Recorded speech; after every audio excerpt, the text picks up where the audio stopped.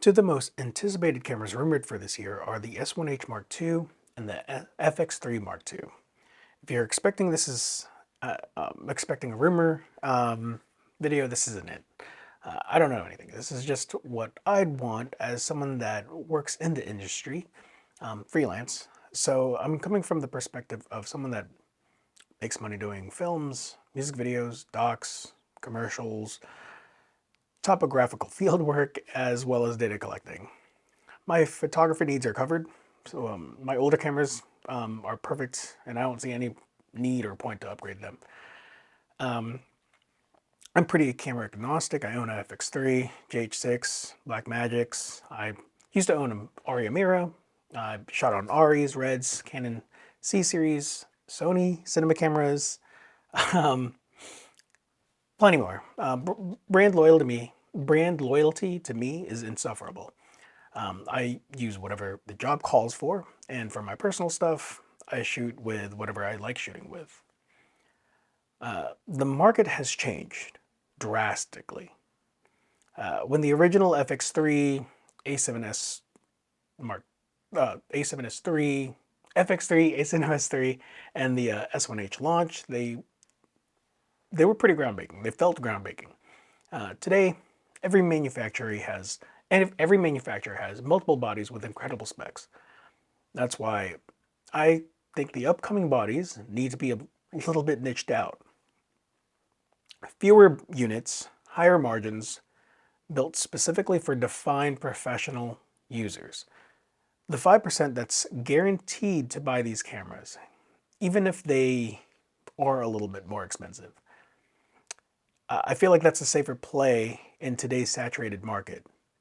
That's what Canon did with the C50. Sure, it didn't get a lot of love from YouTubers, but they experienced a pretty significant pre-order backlog. I know.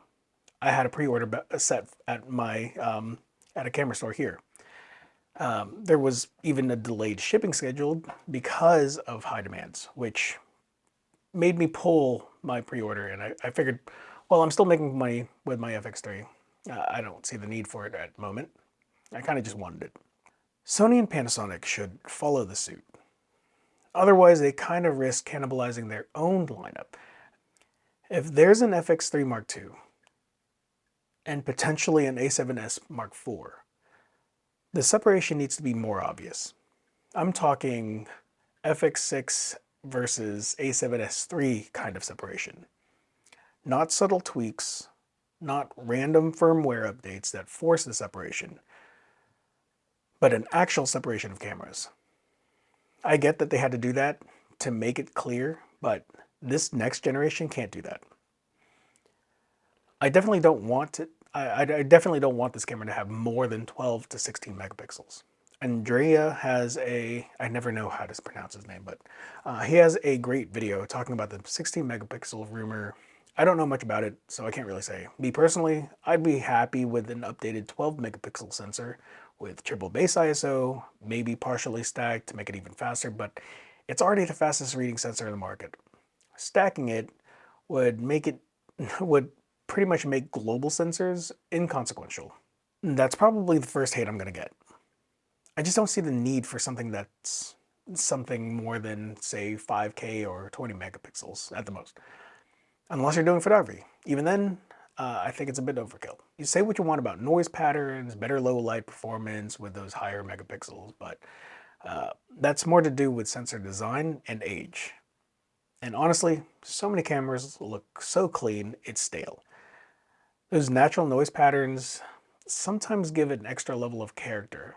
Continuing on, it should also have open gate, mainly because everyone's expecting it now. I personally don't use it, but it feels like everyone's looking at them with some judgment. The most important piece for me would be a real SDI, and then the FX cinema menu. Take out the photo option. I do not want the photo option. Take out the photo option if it means getting the actual FX menu. This needs to be in the FX lineup, not treated as some stopgap anymore. Clearly, it's more than that.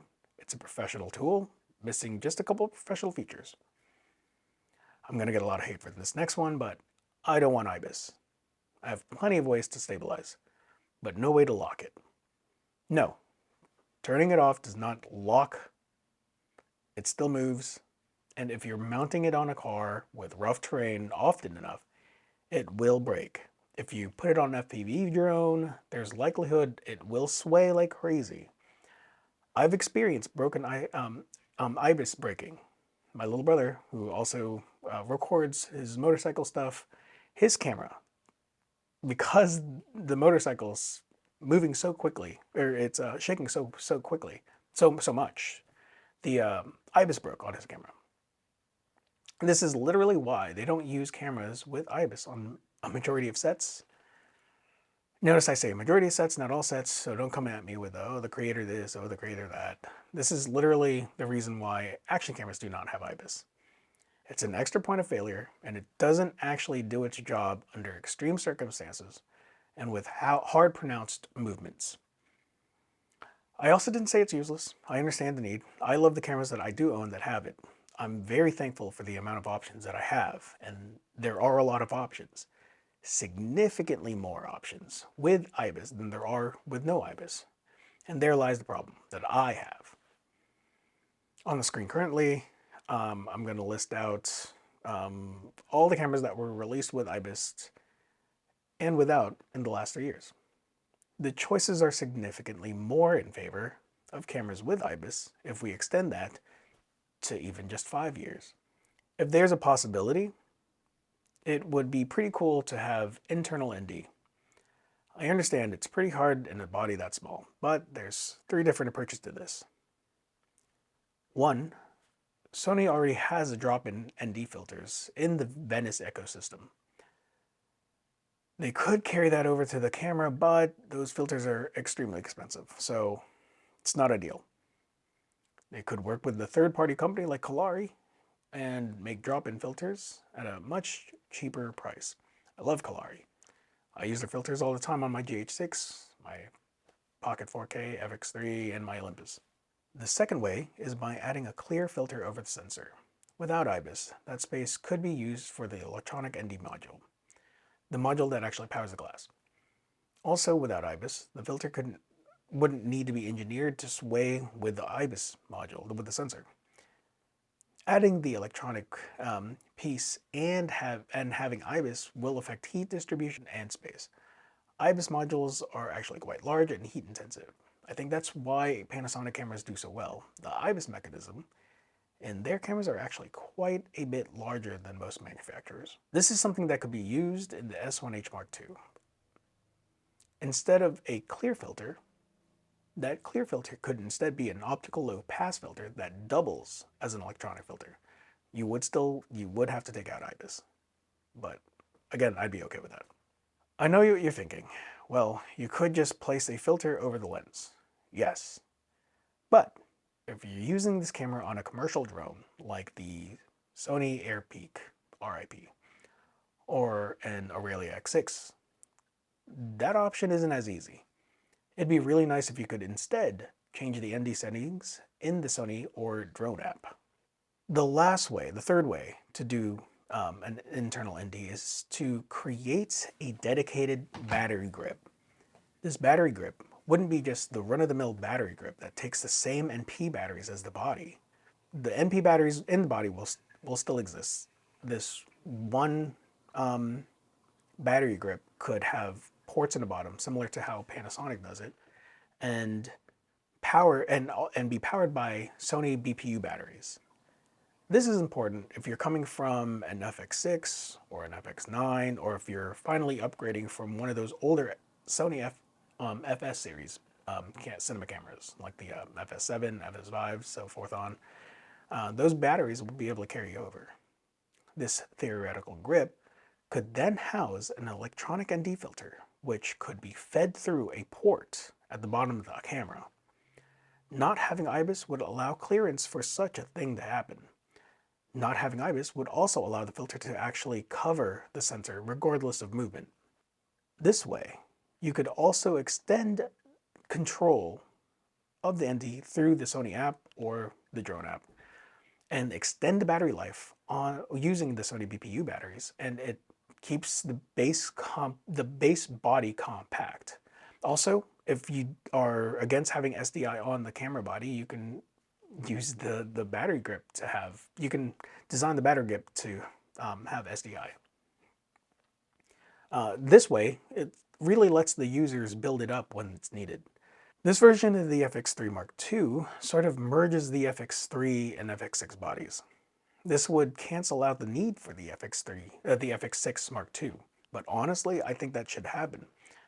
I think they should sort of merge the FX6 and FX9 bod lines.